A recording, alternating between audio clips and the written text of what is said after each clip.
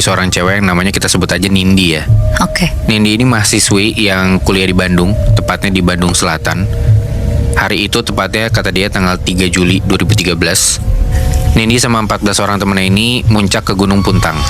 Mereka daki terus sampai ke Curug ya. Di perjalanan ini, temennya Nindi yang namanya Nisa itu kecapean. Gara-gara itu, akhirnya mereka semua nggak ngelanjutin perjalanannya nih buat lanjut ke puncak. Mereka malah pulang. Nah, di perjalanan pulang ini, pas sudah sore, mereka masih turun nih di daerah sekitar situ, daerah Gunung Puntang itu. Dan mereka ini katanya rada-rada kesasar.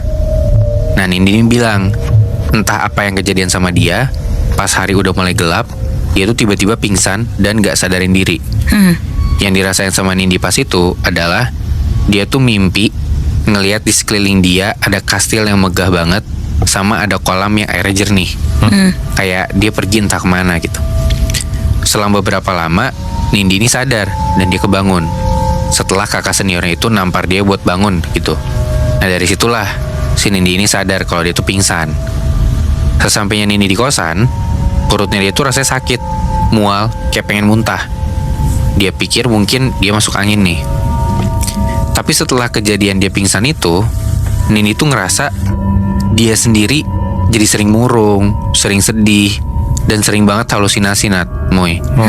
Di kosannya dia yang dia tinggalin sendiri ini, karena beberapa kejadian dia alamin, dia jadi ngerasa gak betah gitu di dalam kosannya.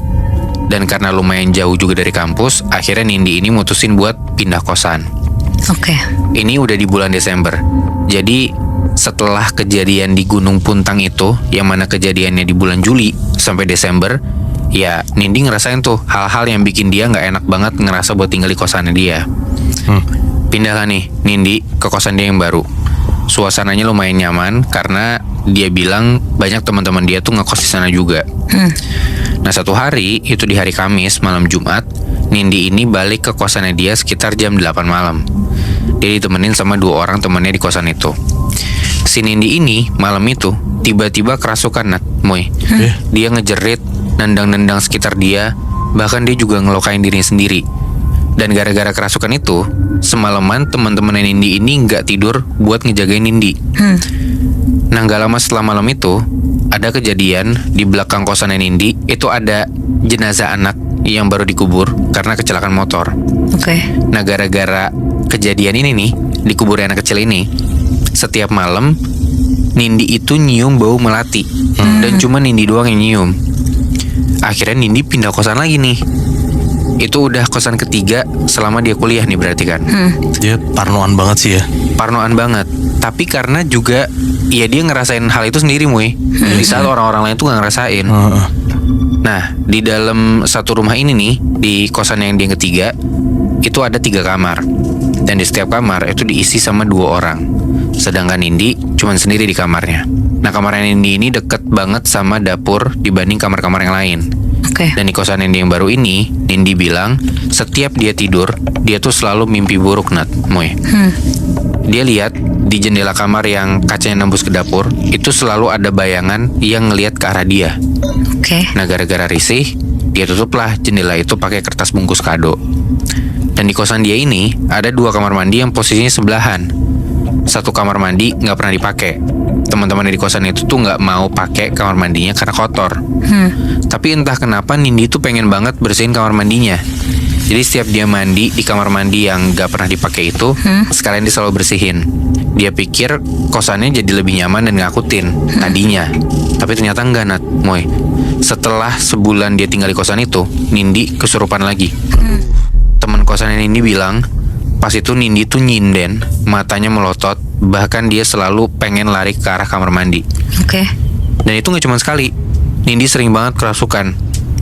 Gara-gara mungkin dilihat aneh sama teman-temannya kali ya, akhirnya Nindi dijauhin tuh sama teman-temannya. Nindi makin stres, gak ada yang mau nemenin dia makin sendiri. Dan akhirnya Nindi pindah kosan lagi. Jadi udah kosan keempat nih selama dia kuliah kan. Dan kali ini jauh dari kampus. Cuman ya gimana, mungkin biar dapat kosan yang lebih gak menakutkan buat dia kali ya. Nah, di kosan ini tuh Nindi lumayan betah nih. Dan selama berbulan-bulan untungnya gak ada kejadian aneh sama sekali. Nah, cuman tiba-tiba entah kenapa di satu waktu Nindi ini kerasukan lagi. Setelah sekian lama dia nggak mengalami hal-hal yang menakutkan lah. Nah di sini tuh posisinya Nindi tuh udah punya pacar. Pacarnya akhirnya nganterin Nindi lah buat diruqyah. Karena si pacar ini ngerasa ini kayaknya bukan masalah kosannya nih. Udah pindah berkali-kali, diceritain juga kan, udah berkali-kali pindah kosan. Ya dia masih juga ngalamin hal-hal kayak gini, masih sering dirasukin gitu. Kayaknya berarti ini mungkin karena Nindinya sendiri gitu. Mereka pergilah bareng sama 2 temennya Nindi juga. Pergi ke tempat seorang bapak untuk diruqyah gitu ya. Baru sampai di depan pintu rumahnya si bapak-bapak ini, Nindi udah langsung pingsan dan setelahnya kerasukan.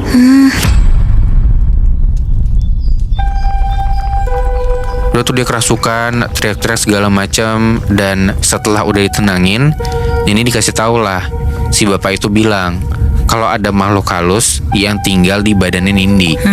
Dan makhluk ini asalnya dari gunung. Nindi merinding banget tuh. Apa jangan-jangan sosok ini tuh sosok yang ada di Gunung Puntang itu? Nah katanya si bapak ini, makhluk itu tuh suka sama Nindi. Dan buat bisa ngeluarin makhluk ini, Nindi harus cepet-cepet nikah. Kayak gitu. Iya, katanya gitu kata si bapak-bapak ini. Dan dengan perasaan yang percaya nggak percaya, akhirnya Nindi pulang lah ke kosannya dia. Nindi udah mulai capek, cuman ya dia mikir gue percaya sama Tuhan aja lah. Sampai akhirnya di bulan September 2014, Nindi tuh harus ngelakuin operasi usus buntu. Pas itu Nindi ditemenin sama nyokapnya. Dan sebelum operasi, Nindi ini bilang dia tuh bisa ngelihat sosok makhluk halus, Nat, Moy. Dia nggak nyeritain sih bentuknya kayak gimana, tapi makhluk ini tuh bikin Nindi ngejerit ketakutan, dia bilang gitu. Dan entah gimana, tapi Nindi kayaknya beruntung banget ya menurut gue. Cuman gue juga nggak terlalu paham kenapa ini bisa terjadi. Tapi intinya di situ tuh ada seorang bapak-bapak yang lagi nungguin anaknya yang lagi dirawat. Dan bapak ini ternyata bisa ngebantu buat nyembuhin Nindi. Jadi si bapak-bapak ini nanya, Nat, Moy, sejak kapan Nindi bisa sering kayak gini, kerasukan dan bisa ngelihat makhluk-makhluk halus gitu?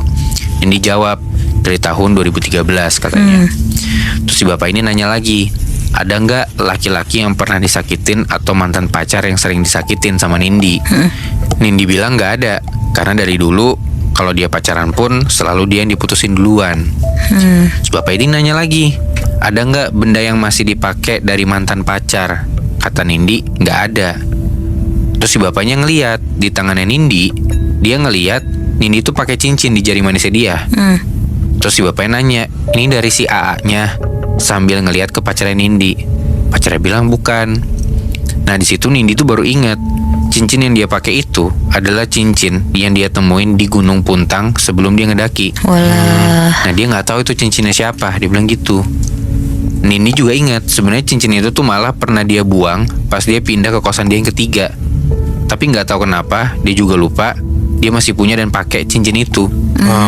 Nah akhirnya operasi untungnya berjalan dengan lancar. Dan setelah itu Nindi sempat KKN untuk kegiatan kuliahnya dia. Dan kebetulan KKN-nya itu di daerah Gunung Puntang. Nah Nindi dan teman-temannya tuh ngedaki lagi. Dan dia bawa cincinnya terus dilepasin ke sungai, berharap dia gak diganggu dan gak ngalamin lagi yang namanya kesurupan. Nah akhirnya tahun 2016 Nindi nikah. Dan setelahnya untungnya gak pernah lagi tuh dia ngerasain kerasukan. Jadi berarti emang kalau misalnya ada barang-barang aneh yang kita nggak tahu asal dari mana dan punya siapa, ya emang better jangan diambil aja. Apalagi di gunung, anjir. Sepakat. Gue juga agak-agak bingung sih kenapa Nindi baru ngeh gitu ya. Hal ini kejadian karena kemungkinan besar gara-gara cincin itu. Maksud gue, ya emang bukan punya lu, kenapa lu ambil? Apa mungkin dia juga kayak kesirep gitu kali ya pas mau ngambil cincinnya? Oh maksudnya secara nggak sadar dia ngambil gitu. Kayak bagus, gue ambil, gue pakai deh. Bisa jadi sih. Tapi kayak apa ya, maksudnya lu harusnya sadar bahwa yang bukan barang lu harusnya nggak lu ambil. Apalagi di tempat yang orang-orang udah sering bilang kalau itu tempatnya keramat, yang mana itu gunung.